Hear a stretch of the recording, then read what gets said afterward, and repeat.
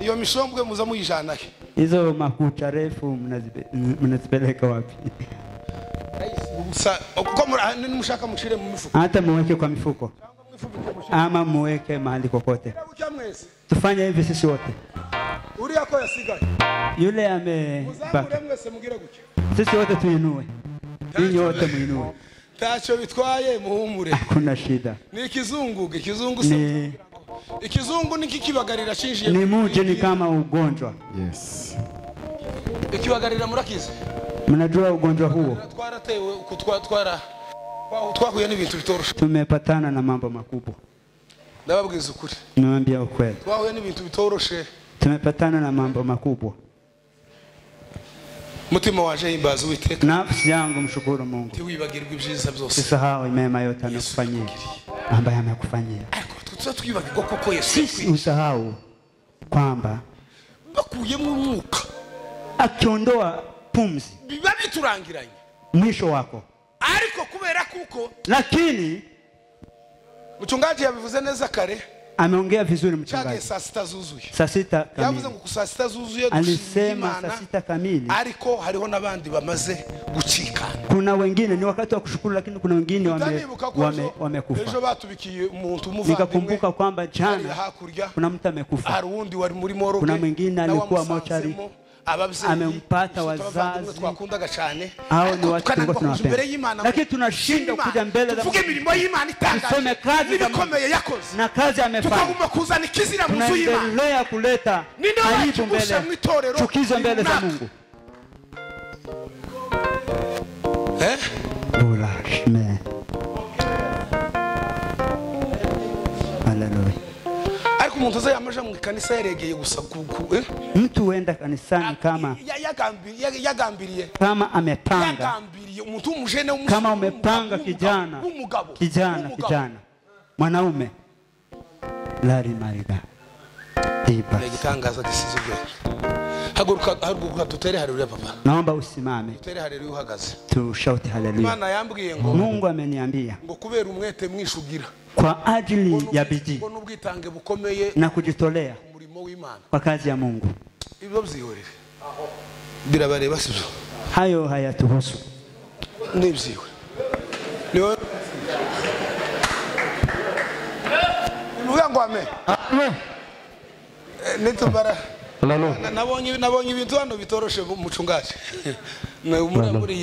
muri ababera bose bateranye Krabila ariko umunsi bazoduha nkaga permission kangana nkagukira akitupea ruhusa kanisa hagati kanisani katika ibintu bizoja ku murongo mambo yatalainishwa turuzi umwe tugira uwo gukorera Imana n'ubwitange ngo bukomeye ugira niyo mpamvu bari mu kuguhiga hasi no hejuru Imana yambwiye ngo bakurungurukiye ngo ukora n'umwete kugira ngo bazowurwanye ariko ntibazowushobora babwije ukuri ko bera hano uyu mugabo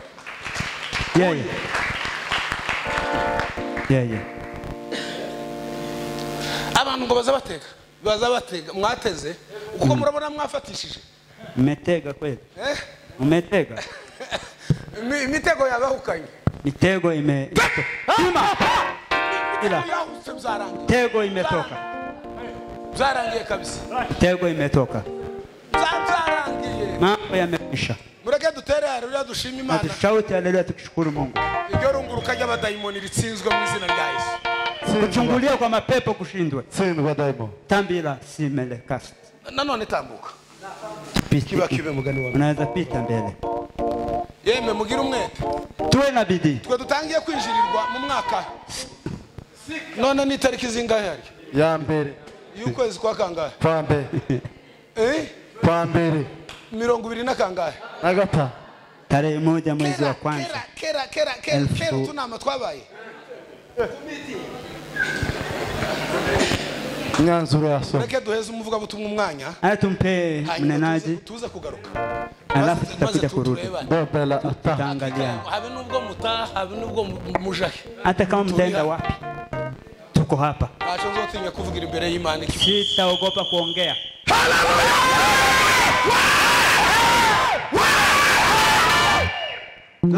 mutonde bigaza pala atatiki Tunyoshe mkono. Mutunge ibiganza. Tunyoshe mkono. Bihangane mutunge ibiganza. Tambira. Tambira. N'abadayimoni babanyeshari. Silva daimo.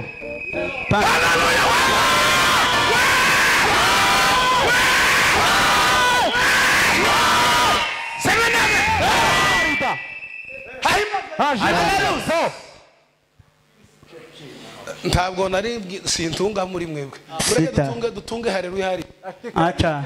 Kandi tuyitere Tunyoshe mkono pa. turayiguteye mu izina rya Izina rya Yesu. hano kuri. Tambira. Somne. Senyo. Mu izina rya Yesu. Muriro. Naringe kimubaho mukanya kumanywa. Dabish. Ariko bazo bari kumwe barakibona. Tambira sima. Mu izina rya Yesu. Muriro. None panejo. None mukandi kandi. Bahagaze ma. Hapa karibu. Bahagaze mu mbaraga za. Arabasha se kujya ubunane. Hautakula. Electrical. Tambira. Bala atik. Ngaho nimuzamure mukira. Tibuka. Tibuka daimo. Hira. Rekura. Tengira.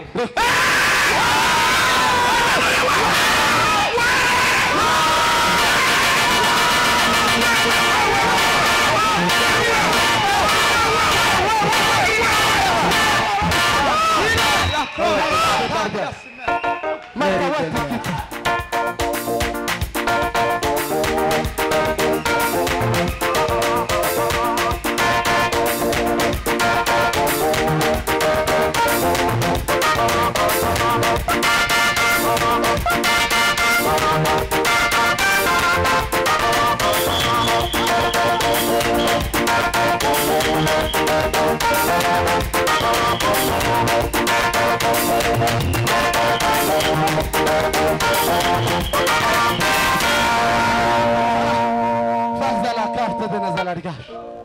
Nazawati tete Tambira la somne. Shile ogro. Wanga wanga. Mauza.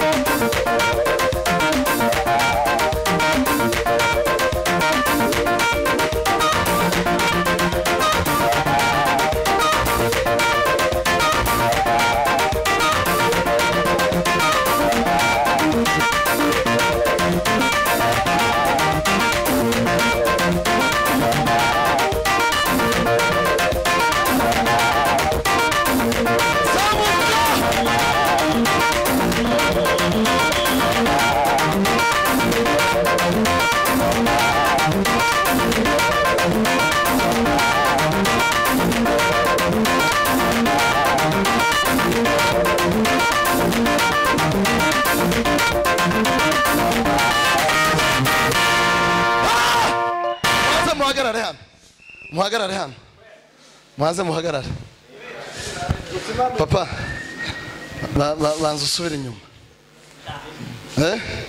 ngasubire uko bitema irindi rimwe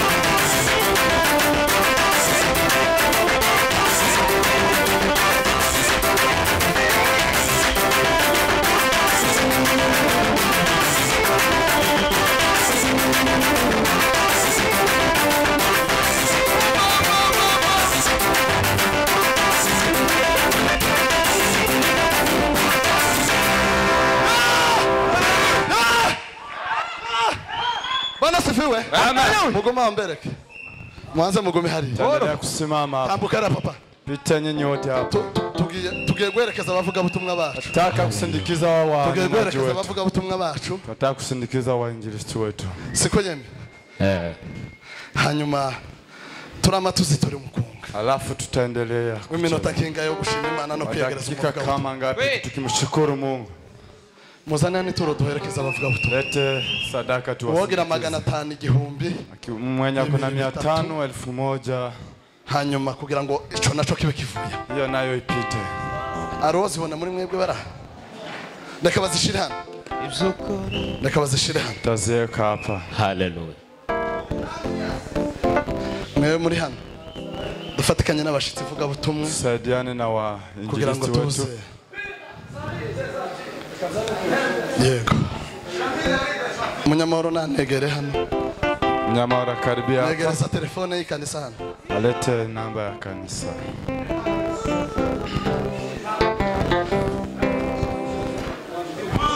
Niwe rembo ryiza ritwijiza mubwami bw'ijuru. Niwe rembo ryiza Pepe la casime de labre de neva. Abafite kashe ni mutambuke. Watu wenye kona kashi wapite mbele. Abafite kashe ni mutambuke. Wala kona kashi wapite.